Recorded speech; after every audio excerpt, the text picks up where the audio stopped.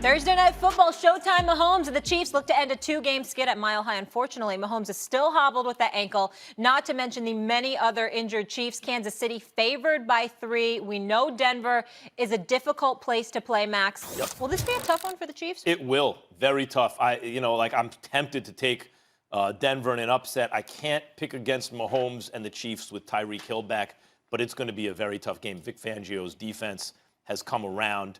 They have 2 quality wins in their last 2 games. I mean, you could say you can question the Titans, but those teams have at different times in the not too distant past looked like decent enough teams, and the Broncos have beaten them. And the main thing is they're not giving up any points. Now you take the flip side, Stephen A. The Chiefs can't stop the run. It's not like the Broncos are running wild, but they're solid in the run game against a team that can't stop the run. And how, if there's a blueprint for the Chiefs, what is it? Ball control. So defense, solid running game against hobbled quarterback who does have his top receiver now but can't stop the run. That's a bad combination, particularly with Denver at home, which is a hard place to play just in terms of the climate and what that does to guys. So I'm not going to take Denver because I just believe in Mahomes at crunch time, but this is a very tough game. You know what? I can understand your point with that because obviously Kansas City's given up about 99 yards rushing in 5 of their 6 games this year. I remember watching them go up against the Colts, and the Colts rushed the ball about 45 times, really wore them down, had time of possession in their favor. About 3 of their victories came within a touchdown of each other. We get all of that. Here's the flip side. You got a quarterback in Joe Flacco who can't move. He's turned the ball over 7 times in 6 games, I believe. Then you've got the situation on the defensive side of the ball where they're starting a 6th-string cornerback, for crying out loud. I mean, they've had a couple of injuries. This guy, Devontae Harris, is now up in there. Some dude named Yadam, or whatever the hell his name is, was so damn awful that he got benched by, Vic Fangio. So you just look at it from that perspective, and you're saying you got holes in your secondary on defense. And offensively, you got an immobile quarterback prone to turning the ball over, at least at this particular juncture in the season. Both scenarios work in favor of Patrick Mahomes having the ball. I don't know if he should be playing or not. My personal opinion is that I would bench him for this game to get him 100% with that ankle.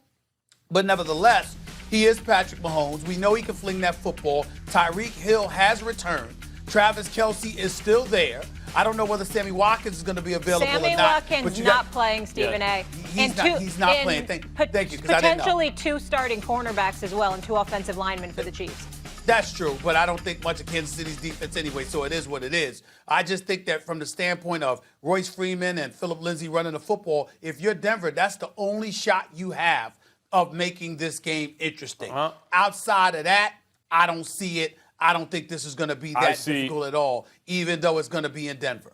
I see Kansas City off the offense, off the field a lot. I see a tough game, not a very high-scoring game. And I got to tell you something about Mahomes. You brought it up, Stephen A. They should not be playing him in this game. He has clearly not been the same. He re-aggravated the ankle, whatever. He's on a bum wheel right now. And he's so great that he still throws 3 touchdowns and no interceptions. Sorry, that was not an interception. It was a free play that they call it. He knew so he takes a shot down the field. It's called an interception. Stop it. Should be 5 yards and a first down. Anyway, but he's still not Patrick Mahomes, and it's not so much about this game. I don't think Kansas City needs to worry about chasing the Patriots for the best record in the division, in the conference. It's way too early for that anyway, but I think their best chance to win a Super Bowl is to have a healthy Patrick Mahomes going forward. And given the schedule, if you sit him down, he's going to get like 10 days of rest. They really need that. And by the way, it's going to be a tough, low-scoring game, I think, with or without Patrick Mahomes. So clearly he improves your chances to win that game, but maybe you can hang in there even without him because, as you said, it's not like Denver's offense is scaring anyone. I totally agree they should sit him for this game. Whether or not they do, this is a tough one. By the way, the Titans and the Chargers, you can say what you want, but those are 500-ish teams. Had they, at this point in the season, it's still early, had they not played the Broncos, right? Like their record 2-3 or 2-4, they each have a couple wins, but had they beaten the Broncos, it'd be 3-2, and 3-3, they'd be perceived differently. So though I consider those quality wins, not great teams, but They're good wins for the Broncos. It's not like they're playing winless teams. They didn't beat the Dolphins or Washington, who just got their first win, or the Giants before they had Daniel Jones. They beat teams either with talent like the Chargers or teams that started out the season hot like the Titans. They're playing pretty well right now. And everyone's talking about, where's Vic Fangio's defense? Here it is. Here it is. I mean, we're seeing Ranked it now. 7th in the NFL and 4th against the pass. So the defense is definitely formidable. We can't ignore that, but they're so handcuffed offensively. All they have is a running game. They don't have much else. And if you prioritize going up against their running game and try to make Joe Flacco beat you, particularly at this stage and point in his career, you're basically playing into a team like Kansas City's hands, because chances are you're going to give Patrick Mahomes more bites at the apple. You're going to give Andy Reid more bites at the apple. You're going to give Tyreek Hill and Travis Kelce more bites at the apple. And that is what I'm predicting is going to happen in this game. It's a divisional AFC West matchup. We know that. Mile High Stadium. You know, it's tough. We get all of that. But in the end, I could see it a tough first half and Kansas City pulling away in the second half and winning this game by more than 10 points. But you guys don't think it's so important for them to get the 1 seed and be able to have home field throughout the playoffs? No. This Chiefs team? When we're talking No. about Patriots potentially being at Foxborough and we know Arrowhead? No, really, Stephen A? You think they can travel? If you really think about two of the prolific games that we saw Patrick Mahomes play last year, one was in Foxborough when they lost, even though they scored 40. They ran out of time. And the other was in Los Angeles when they dropped 51 and lost to the Rams. Well, those two performances both were on the road. This guy is not fazed by going on the road, and the Kansas City Chiefs makeup, they don't mind going on the road and shutting you up. A matter of fact, I think they're a bit more tighter at Arrowhead Stadium in KC. I think they're a little bit more looser where they're on the road. So I actually like the thought of Patrick Mahomes, assuming he's 100% going into Foxborough. I've seen New England lose playoff games in Foxborough before.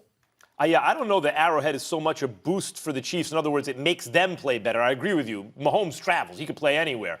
As it is a detriment to the other team. But to your point about Kansas City, last year, the roughing the passer penalty had the Chiefs linebacker just let go of Tom Brady. Like, I don't want to touch him because they still have the ball. And Tom Brady waltzed into the end zone and the Pats won.